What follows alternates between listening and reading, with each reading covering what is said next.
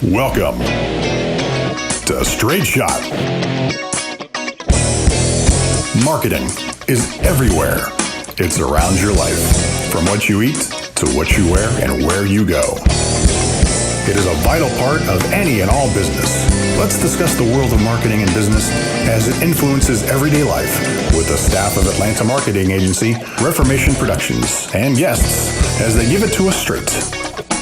Get ready. Take aim. Steady. Welcome to Straight Shot. All right, so hello everybody and welcome to the next episode of Straight Shot. My name is Zachary Bennett. I am your host, and with me coming in right now is Jennifer. Hi, Jennifer. Hello. How are you?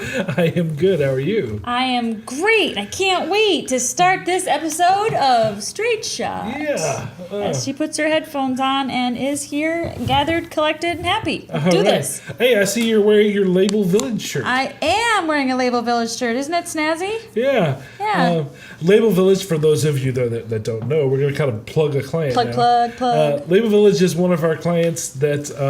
A brand we built, actually. Yeah, actually, you're right, because when we started, they had a completely different name. So they are a label supply company for entrepreneurs and businesses that need custom and blank labels. So you should check them out, labelvillage.com. Yes. And I am also wearing a client. What are we doing today? Selling out. I am wearing a Rhino Shield. And so for those of you that don't know who Rhino Shield is a ceramic coating for your house. So it's an alternative to paint. Matter of fact, the tagline that we came up for them is... Punch paint in the face? No, that's that one they did not take. Right. But that was a different creative option. The one that they did take is it's not paint. So We usually like to punch something in the face during all of our creative sessions. Actually, I think isn't that around the time that you were hired here several years ago? Yeah, actually, the Rhino Shield campaign was the campaign that won me my job. Yeah. Yeah, I had to. That was my. That was my interview process for getting my job here at Reformation 107 years ago. Was a group interview, actually, which is not uncomfortable at all. And that's how we get the best talent. yeah, well, I had to fight for it for sure. Yep. I had to show my skills, and yeah, so that was my first campaign that I ever participated on, and I was hooked from then on. Yeah. So, okay, enough about them. Let's talk about Harley Davidson. We're back to Harley and the Davidsons. It's hard to say once you're used to saying Harley Davidson. Yeah, I want to keep saying it correctly. So in case anybody out there is listening, they want to find the movie. It's on the Discovery Channel, probably discovery.com, something. You can locate it. It's called Harley and the Davidsons. Yes. So it's a mini-series. Yeah, this is part 2 of our kind of marketing business analyzation of the Harley and the Davidsons movie that was on the Discovery Channel. So in the episode before this, which I believe is our episode number 3. So now let's continue talking about Harley Davidson. Mm-hmm. So we are going through the Harley Davidson miniseries that was on the Discovery Channel. And last episode, we talked about showcasing the brand. So we talked about the importance of the brand and how they have developed their brand and then how it was showcased in the series. Yes. So in case you did not catch the last podcast, go back and watch it. Shame on you. But just in case you happen to be watching these out of order, the last podcast we were talking about, just like Zachary was saying, there is a mini-series on the Discovery Channel called Harley and the Davidsons. So look it up, watch it. It's pretty great. We're going to be talking about it a lot, so if you don't want to be super lost, but we're going to be playing clips throughout the podcast, right, so be able to keep up. Don't panic. But one of the things that we talked about in the last podcast that you'll hear us say over and over again is we talked about the brand foundation and how building upon that foundation, we established that the brand was built on this like rough and tumble outlaw sort of anti-establishment behavior that the Harley Davidson boys, the Davidson brothers, not so much Bill Harley, but the Davidson brothers exhibited in their real life. And that seeped into what will end up becoming the emotion around the brand that is Harley Davidson motorcycles. Right. So we talked about the foundation of the brand and kind of where it was based on in those brothers. Absolutely right. So today, as we continue talking about it, what I want to talk about is the positioning of Harley Davidson. So how specifically in relationship to the movie here, how did Harley Davidson position themselves against their competition, and how was that shown in the movie? Now, one of the things that you'll notice in this series is they often deliver what we call negative marketing. Mm-hmm. They also do some positive as well at different times, but they do a lot of negative marketing. Now, what do I mean by negative marketing? Yeah, I was just going to ask you, can you explain that? Negative marketing is most often recognized when politicians start their advertising campaigns. They are still a big proponent of using negative marketing campaigns to take down their opponent. Mm. So the premise is centered around pick me because they're bad. So, I mean, if you break it down to its simplicity, that's what it is. So in this series, Harley Davidson positions Indian motorcycles as the prominent bad guy throughout the whole series. Which is how you know that this particular miniseries was probably heavily backed by Harley Davidson. Now, they also showcase the Ford Motor Company as the big corporate bad guy. Mm-hmm. So there's two bad guys, but the most prominent one would have to be Indian motorcycles in this series. Because it's their most formidable competition. Right. Yeah. In these next scenes, Harley Davidson positions themselves as the underdog, doing just whatever they have to survive. Yeah, like very scrappy. It's a chance for them to show that they have integrity and that they are for the little guy, you know, that they're for the blue-collar worker, while saying the exact opposite about their competition. Right. So that's kind of how we start to see the positioning done. It's interesting to see how that's actually built. Yeah. Because, All right, let's watch. Let's tie in. What an engine you have there! How many horses does she have? We estimated at 3, sir. Quite a substantial machine, but there's your problem too. The hell is that like a dude. How heavy is it? About 140 pounds, give or take. I'm sorry you can't participate. I thought this was an open event. Yes, but there's a weight limit. Safety considerations for others. Oh, come on. You're making this up! You don't want us on the track! Uh-huh. You're afraid we'll win! Keep this up, I'll have you ejected from the grounds! You built this as an opportunity for upstarts, when it's really just self-promotion! You're a fraud, Mr. Hendy! Multifaceted! Wow. Do you leave on your own, or do you need help from my boys? It's okay. Guys, Hendy's got a sweet gimmick. He's giving premium stock options. He's paying dealers to sell Indians exclusively.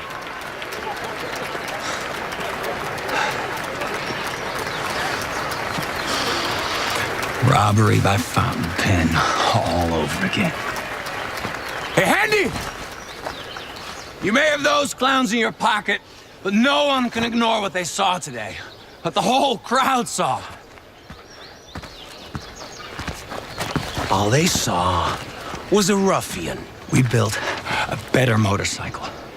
What good is a better bike if you can't sell it? Ding, ding, ding, ding. Congratulations, gentlemen, on your victory. Come here! No! Come here! You seem to be missing your racer! What? This candy-ass looking girl in a red suit? That's enough! Come here! I believe that man right there is culturally insensitive. Nothing to see here! How much, Mr. James? Excuse me? How much more than Harley are you gonna pay me to race for you? Oh. Isn't that why I'm here? Huh. The evil grandma.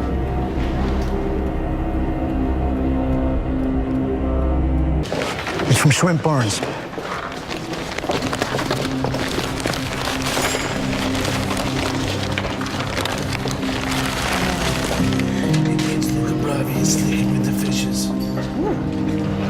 It's a horse head in his bed if I ever saw one. My boy Shrimp.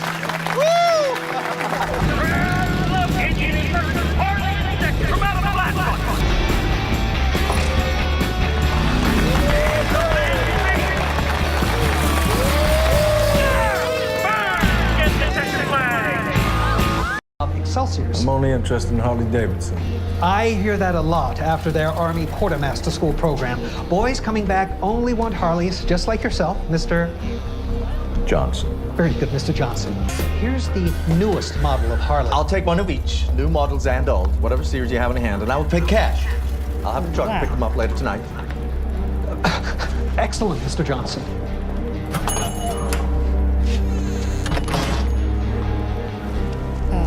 That's a giant bag of money. I want every part, I want that for piece, Christmas. nut, screw, washer, pin, inventoried and categorized for the research team. And remember, you've all signed a contract. Not a word of this leaves the building. Shady. What do you got?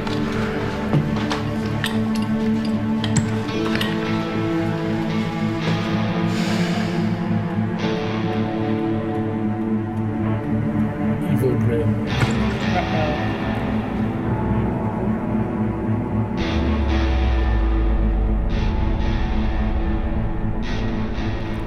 Release the hounds. We're being sued. Still, it's fine. It's fine. You organized this? Got the others to join you? Oh, yes, it is unfortunate, what with your record sales and all. You couldn't stomach that we overtook you, so you cooked this up. Cooked up what? You're the ones who failed to protect themselves. It's always been a competition between us, but never backhanded. Never snaky like this. We're businessmen, Walter. We're businessmen. Law is the law. A patent is a patent, no matter who originally designed whatever. I'm not a lawyer, Walter, but I'm almost certain that simple negligence does not shield a company from breaking the law. We built better machines. We're an honest company. We're gonna fight this. Thought you would. Oh, Walter, lawyers can be very expensive. Have a good trip back. All right, so obviously they are positioning Mr. Hendy, Indian Motorcycles, as the bad guy. The villain. Right, so there's a lot of things in there that we will talk about. But right now we're talking about positioning. Mm-hmm. So, and specifically, those were examples of showcasing negative marketing. So everything that Harley did in this movie that we just watched, all those clips kind of strung together, showcase Indian Motorcycle in a bad light as the bad guy. Mm-hmm. That's negative marketing. So positive marketing does the same thing without being negative. So, for example, further in this series, I think probably in the next clip that we're going to watch, we see that Harley Davidson positions themselves as being superior to their Japanese competitors by actually claiming to have started them, right? By starting to sell them the schematics for their previous designs. They're saying that they have a superior product, so much that their competition bought the plans so that they could then make their own. Mm-hmm. So it's positive in that they're saying that they're better without going negative by saying that their competition isn't. Mm-hmm. So it's almost like taking the high road. You say you say that you're good and you showcase how you are better without actually calling the other person out. Now, if you notice, again, with negative marketing and politicians, they don't do that. They literally, that's the bad guy. He's horrible. Mm-hmm. I'm not like him. Vote for me. Yeah. This is actually saying I'm better. It's highlighting your benefits rather than highlighting their shortcomings. Right. So let's look at the next clip and kind of see what it says about the Japanese competition. Now, this is something that a lot of people actually don't know about the history of motorcycles in general and how the Japanese came to make such a decent counterpart to the American motorcycle. On the topic of foreign lands, I think the future of this company may well lie outside our borders. We need to look outward, boys, internationally. A Japanese company wants to purchase our designs and manufacturing know-how. Buy, not lease? Buy. As in Harley Davidson motorcycles with someone else's name on it. What's the difference between a Harley Davidson bike with a Japanese name on it And one that says Ford. You know about the Ford proposal? I do. Building motorcycles for Ford is quite different than selling off what we spent the last 30 years creating. Ford allows us to grow with the automobile market. It's long-term stability. Lang, what you're proposing is that we sell the crown jewels. He's just relaying a business opportunity, Arthur. No, we aren't selling any of our intellectual property. Or at least the Japan deal doesn't make us spend money to make money. Doesn't dictate how we operate. Yeah.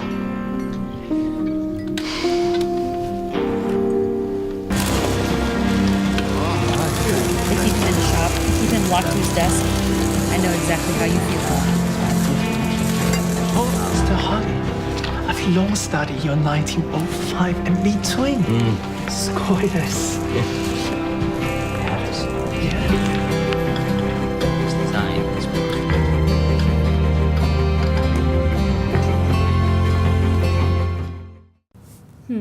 So in essence, what Japan did is legally do what Indian did, which is take their motorcycles and figure out how they're made. Right? But they actually bought the designs and the rights to make those designs underneath a different brand name in a different country. Now, why would Harley do that? Harley did that because they were in financial. Because they problems. needed to fight Indian, basically, for the patent. They were, and as we continue watching the movies, we'll kind of talk about some of the financial up and downs that they went through with their competition. Desperate times call for desperate measures, boys. So that was a quick shot of cash, is what that was. And sometimes, you have to look at those as a business owner and figure out what is going to be the best thing for the longevity of our company. Now, there are things, those of you that know a little bit about Harley's history, AMF, there are a few missteps that Harley Davidson has made over the years. But through course correction, they have been able to right those wrongs and still come out to be one of the top brands that they are today.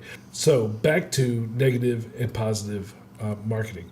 Knowing which method is going to work for you and when to incorporate either strategy, whichever one, largely depends on who your audience is. So knowing your audience is extremely important to communicating your business as well. If you know your audience, you are able to determine, okay, based on what we know, this method is going to work better than this method, blah, blah, blah. In a large propaganda film like this series, it's possible for you to incorporate both methods. However, most of the time, a company only has enough media time or space to implement one method at a time. So usually you'll see, if you have or nowadays it would be like a social media video. That video will either be positive or it'll be negative. It won't be both. But because this is a big series, they're able to showcase both sides in it. Now, that brings up another thing that as an agency, we have a responsibility to do. And that's to help companies learn their customers and then how to make decisions based on that knowledge and to make those decisions with confidence. Yeah, targeting. Customer targeting. Because, you can't hit a bullseye if you're not looking at the right target. Exactly. And that has a lot to do with what we call the listen stage, right? Which is consumer research, which is the homework behind consumer targeting. And that makes all the difference. It really does, because you can't say the right thing to the right people if you don't know who the right people are. And you were bringing up, when you were just now talking about the negative ads, and made me think of politicians in particular, since I think a lot of us equate negative advertising with politics. I think it's easy to draw that parallel. And I think, it's so obvious. It's so obvious. And it's really obvious when you see them going around from state to state doing their thing. And, if they're a blue candidate in a blue state, or they're at their own rally, they are saying probably more negative things because they are around like-minded people. And the other thing that you'll notice, particularly with their TV advertising, I don't mean just blue people, by the way. It could be red people too. With the TV advertising, not red, blue, or in between, but purple, green, yellow, whatever. But politicians in general, if you look at their TV advertising, they'll say these negative things, but then at the very end, as a caveat, they say paid for by somebody that's not me. Right? Not my fault. Absolutely. So they don't paid for by the committee. Not my fault. They don't take responsibility for saying it. They put that off on somebody else because for them to directly say it would be negative. Now, every once in a while, you'll see one that says, my name is so and so, and I support this message. And my name is Donald J. Trump. Yeah, it really depends on... and I hate everyone equally. It depends on how negative the message was. If it's a positive message, they'll definitely, say... Yeah, they want their name support. stapled to that, right. for sure. Yeah. So, again, it's all about knowing your audience. Knowing your audience and what's going to work. And then how to, there's people... If you've ever seen the movie... There's a movie with... what is her name? Wildcat. Sandra Bullock. Sorry, we do this all the time. I know exactly what he's talking about all the time. If you don't know, the Wildcat reference came from Speed. From the movie Speed, which she was in, which is how she was able to find out. Yeah, I don't know why the movie I know I'm that. talking about is, I think it's called, is it called Brand or Branding? It's called, I think it's called just Brand. I think it's a movie about political marketing.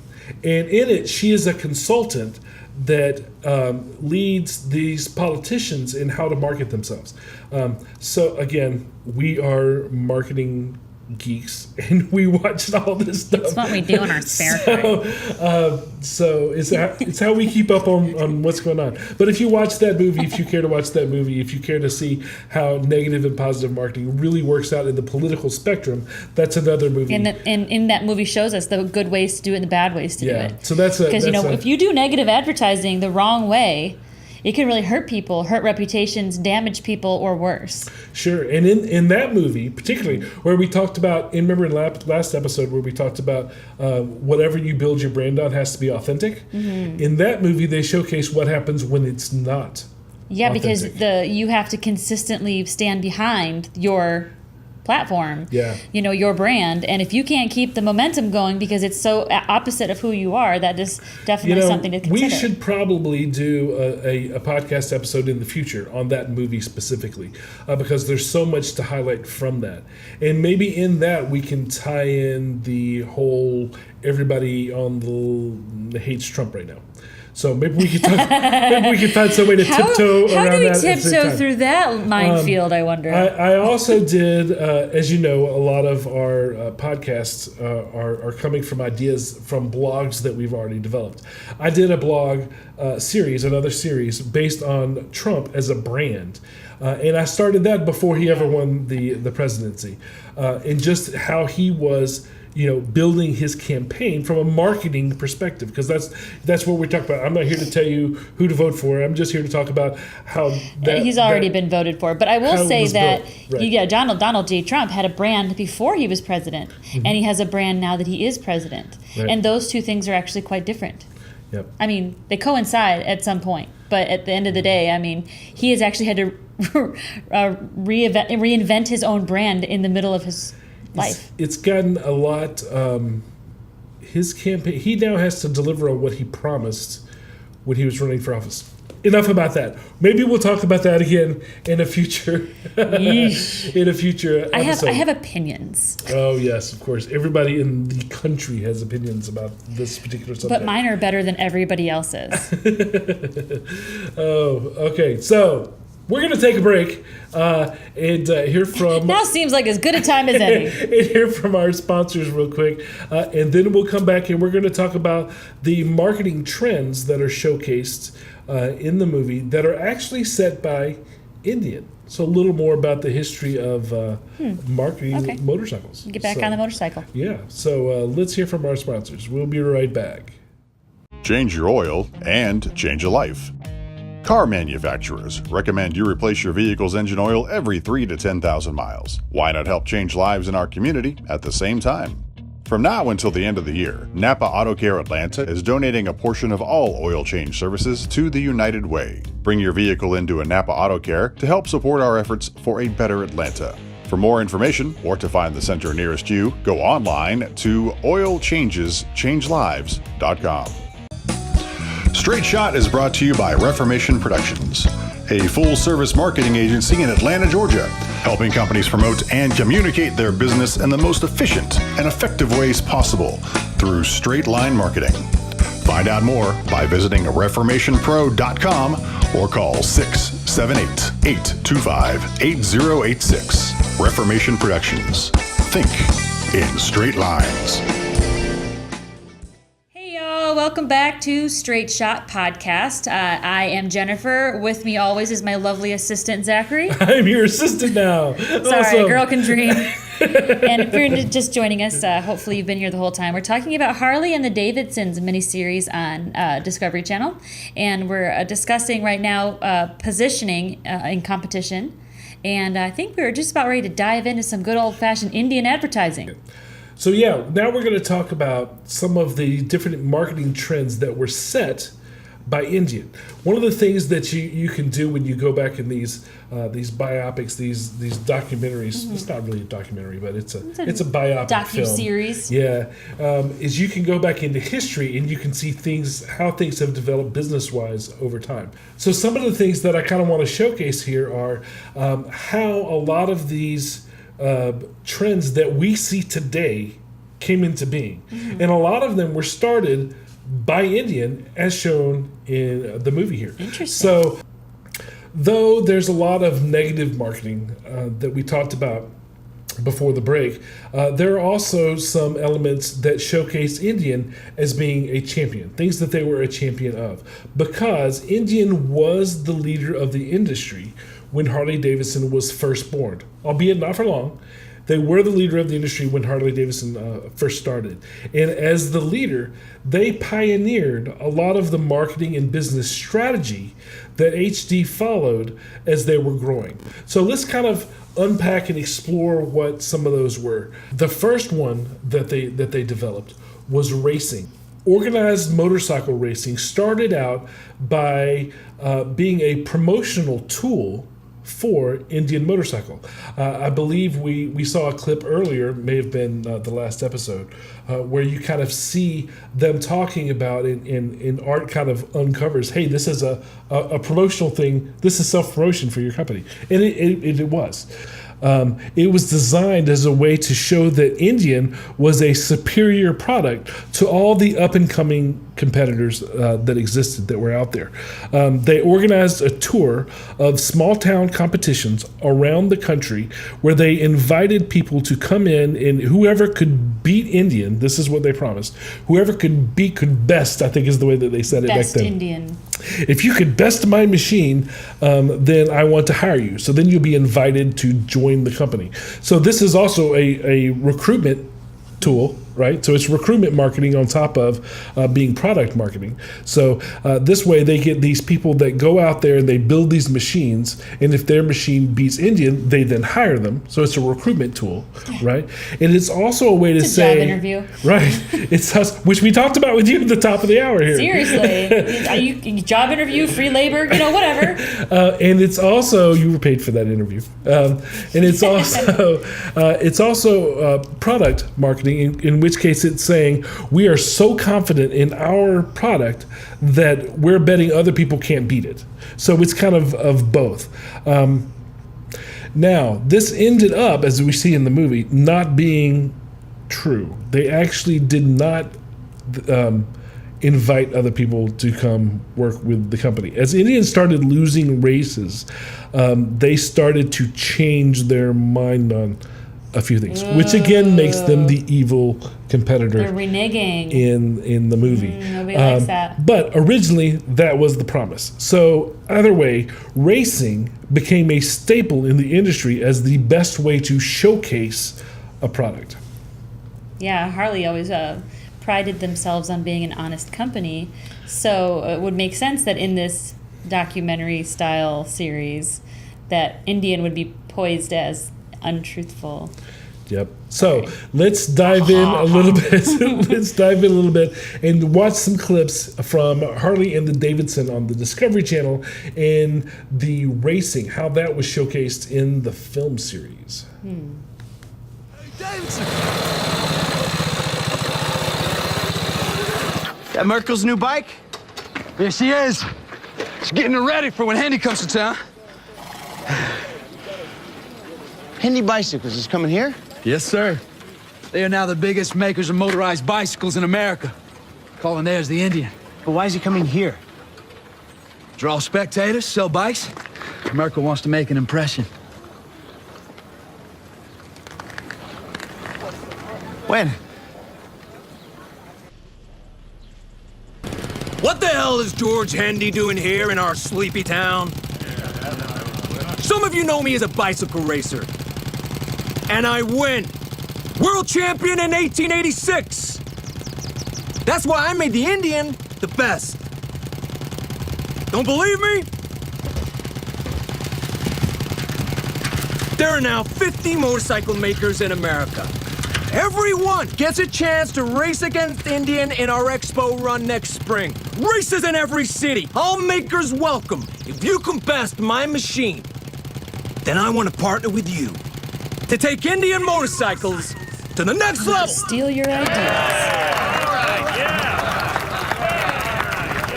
Mr. Hendy, it is an honor, sir. Let's show He's these a big Easterner guy with a fabulous how we do mustache. things in Milwaukee.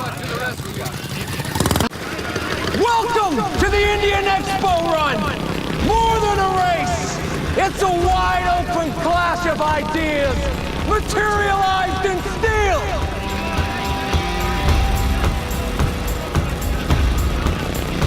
Not racing. That has got to be hard on sales. All right, so little teaser into what we'll talk about here soon. But you can kind of see how Indian's idea of racing was a promotional tool for Indian motorcycles, which, again, I did not mention before, but motorcycles were brand new. They were motorized bicycles at the time. And Hendy, right, which is the parent company of Indian Motorcycles, was a bicycle manufacturer. And they used, again, since we're talking about marketing, they used, as we saw in the last clip, one of the head bicycle racers, right? He was a celebrity in bicycle racing. And He looks like a bicycle racer.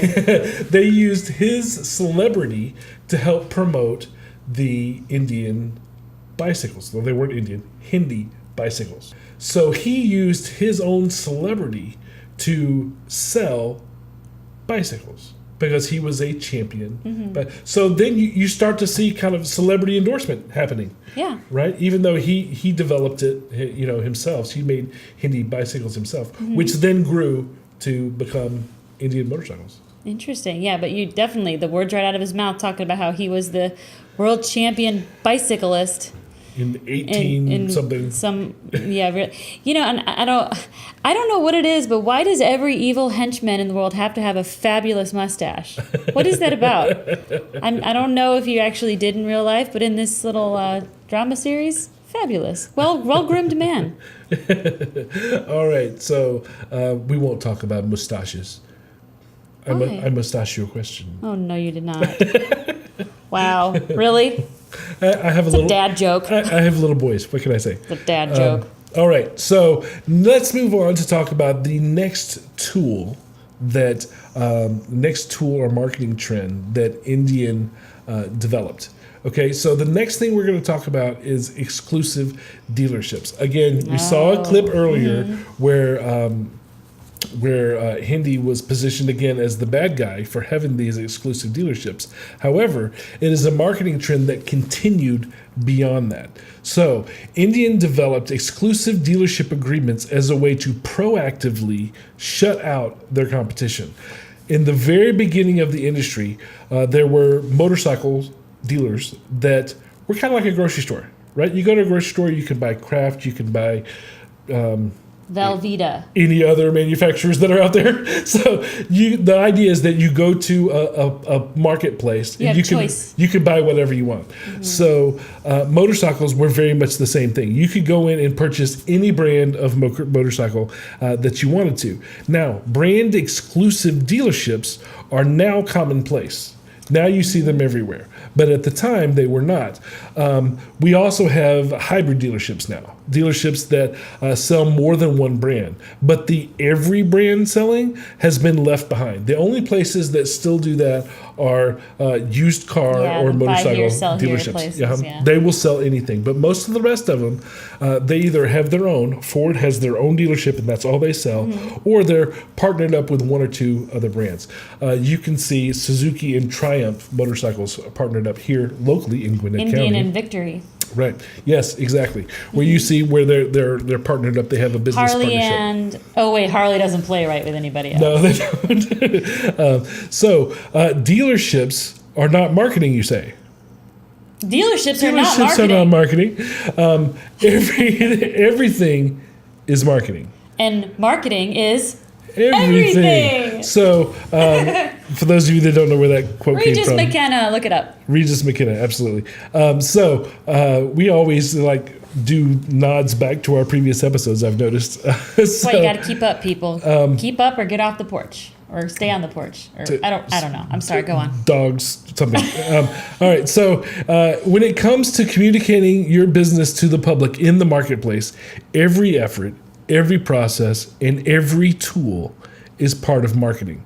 That's marketing is everything, and everything is marketing. So in this case, dealerships very much a part of marketing. Absolutely. So let's watch a little clip on how that was shown. DJ, take it away. Or VJ, take it away. Indian motorcycles only. How do we feel, gentlemen? We in? Good, Jack. Good man. Good man. Make a lot of money, gentlemen. We will do. We will do. Trust me on this. It's a win-win deal. I know, Mr. Handy. Good man. Excuse me, gentlemen. Trust me. They're giving you Indian stock options, too? Pardon me? Hendy is giving dealers premium stock to only sell Indian motorcycles. You should get in there, buddy. I'm gonna be giving you Indian stocks, shares. That's money in your pocket. Come in, come in. You wanna hear about this deal?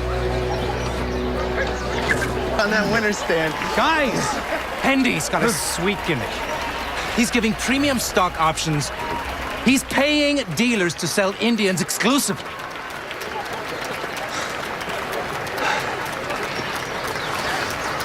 Two. Only 2 new dealerships signed up. I can't help you. We're open to varying terms of sale. It ain't you guys. I can't sell Curtises, our Excelsiors, our Griffins neither. My contract is solely Indians.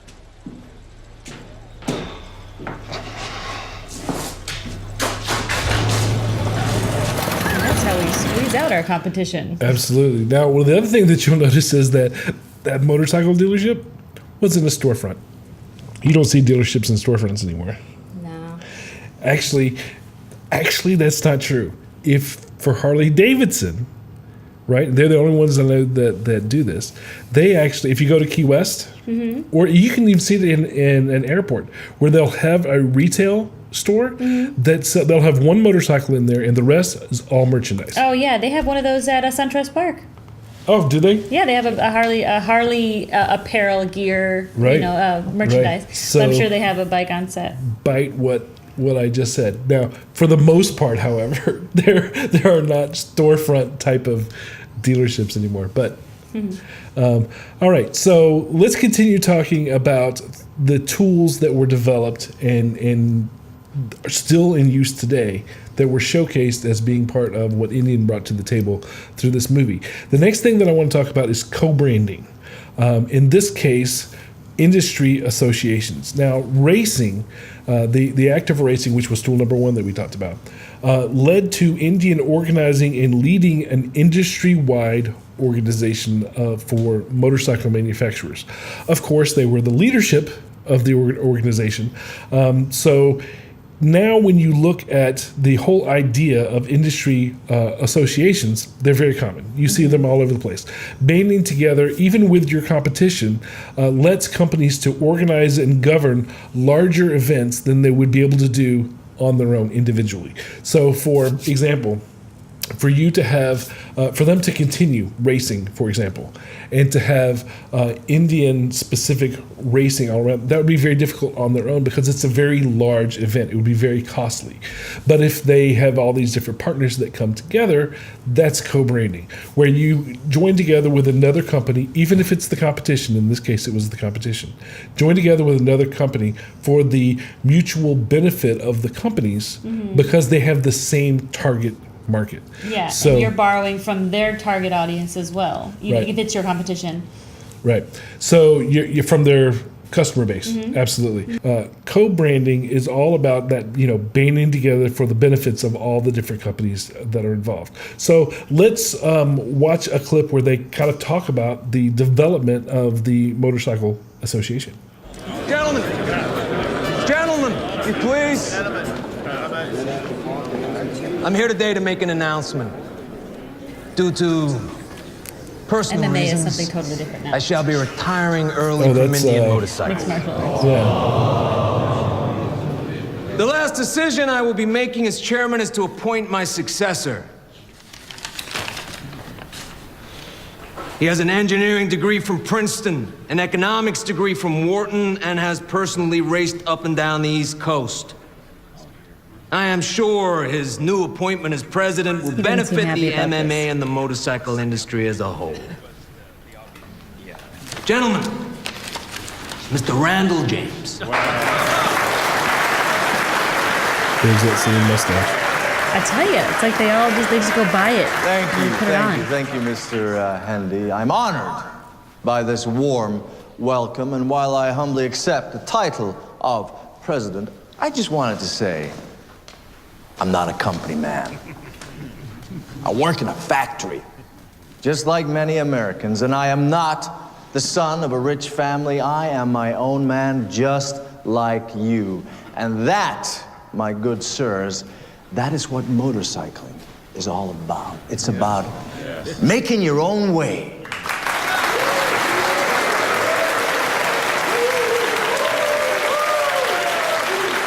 Okay, so Zachary, the clip that we just watched, can you explain a little bit about how that is co-branding? Okay, in that clip, you saw the MMA, which is different than the MMA today. Mixed martial arts? Though there might be some violence in both groups. In the MMA from the movie stood for the Motorcycle Manufacturing Association. So there are industry associations just like that today, in which case you have different manufacturers, right? In this case, they're all competitors that come together for the purpose of reaching an audience. So in this case, what they did is the MMA became the sponsor of these racing events. So the racing event was the marketing tool that was put together by all of these different companies. That one tool for all the companies, that's what makes it so that instead of it just being sponsored by Indian, now Indian's sharing the burden financially and with resources by pooling all these other people together to be on the same ticket, same card. So when you're looking at doing co-branding, there's lots of things that you may want to look for. One of which is, what does this other company, whoever they are, what do they have that you don't have? So the first thing that you kind of just tips for people. When you're looking at co-branding, you want to find somebody to begin with, number one, that has the same target audience that you do, right? So there's a benefit, mutual benefit for both of you. Preferably the same target, but not in the same industry. Yeah. So for example, pediatric dentistry. Right, exactly. Where they're not competing against each other. Another one is a restaurant and then a soft drink manufacturer. They have the same target, but they're not coming at it from the same place. So the first thing that you want to find is somebody that has the same target as you. The next thing that you want to look at is, what do they have that you don't have where you can complement each other. So one of the things, for example, with this, is you may have a particular manufacturer that's from, say, Milwaukee, that has a really good relationship with the people of that town. You can capitalize on that as, say, Indian, by coming into and having access to their target market. So that's something that you'll get that you couldn't get on your own. Usually when you're looking at co-branding, it's how can I reach people that I can't reach otherwise? And what can I get from that? For example, if restaurants people co-brand with restaurants all the time, because restaurants have an audience that comes in, sits down, and spends time with them on a regular basis. So it's that captive audience that you're trying to gain access to. Now, you're trying to utilize their audience. They are trying to utilize your audience, and you bring something different to the table. So co-branding is very customized depending on whoever it is you're going after and why. A lot of times we will recommend co-branding as a marketing strategy depending on who the company is, but it always looks different because no two companies are the same. So the strategy is always built very specifically to whoever that person was. Absolutely. Well, I mean, it sounds like we've learned a lot in this particular episode. Today was a lot about strategy. It was, and it's also we talked about the composition. We've talked a lot about competition and positioning, because the bottom line is competition is out there. Your competition is out there, and it's watching you. And there are several different approaches that you can take to that pressure. You can compete negatively, you can compete positively, or you can co-brand, which is basically join forces. Pool your resources, if you will, if it makes sense financially. And I think we've seen from the show, the Harley and the Davidsons, how that's been happening for a really long time, and how those people might have even been the pioneers of some of that. So just to wrap everything up for this particular podcast, Zachary, do you have the straight shot? The straight shot. We got to find some sort of intro for that. Straight shot, straight shot. Yeah. So if we were to kind of give you the straight shot, the takeaway from sum it up, the nugget from today's episode, it's that today's really about It's really about knowing your audience.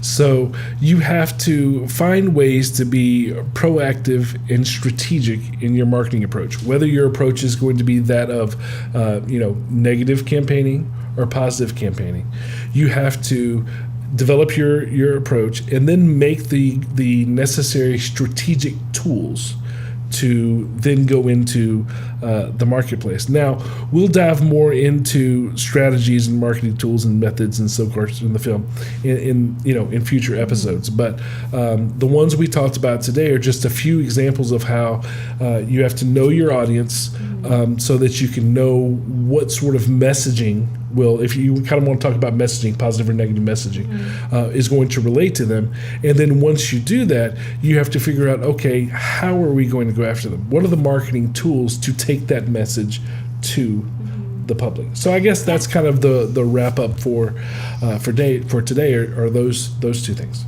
Yeah, and understanding if you have any limitations, how you can make those limitations, how you can share the burden with other companies of co-branding and things like that. So yeah, sounds good. Yeah. Well, make sure you join us again for the next Straight Shot podcast.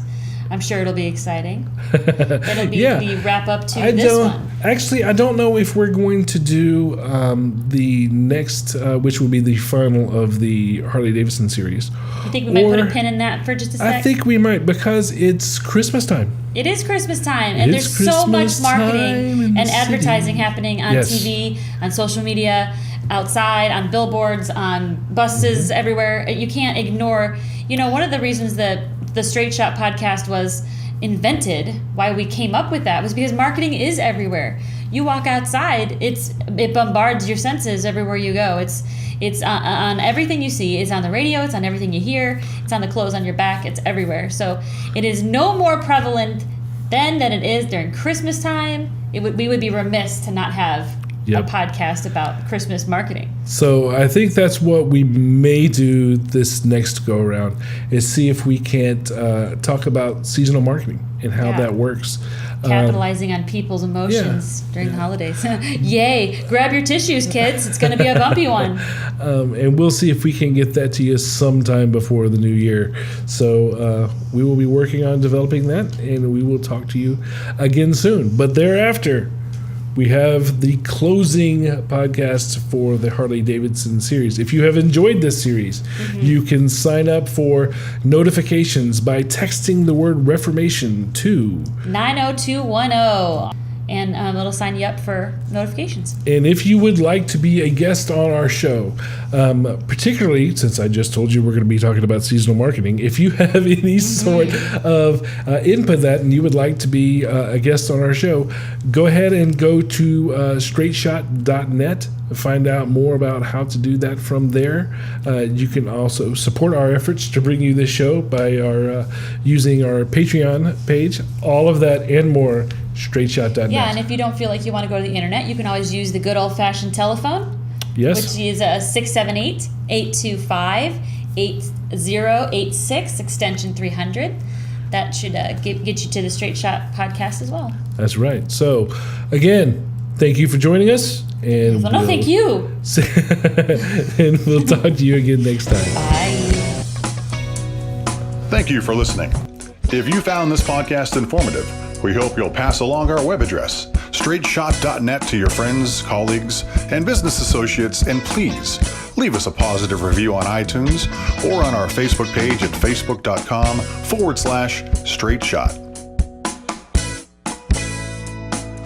If you would like to have your question featured on the show or would like to be a guest, call 678-825-8086, extension 300.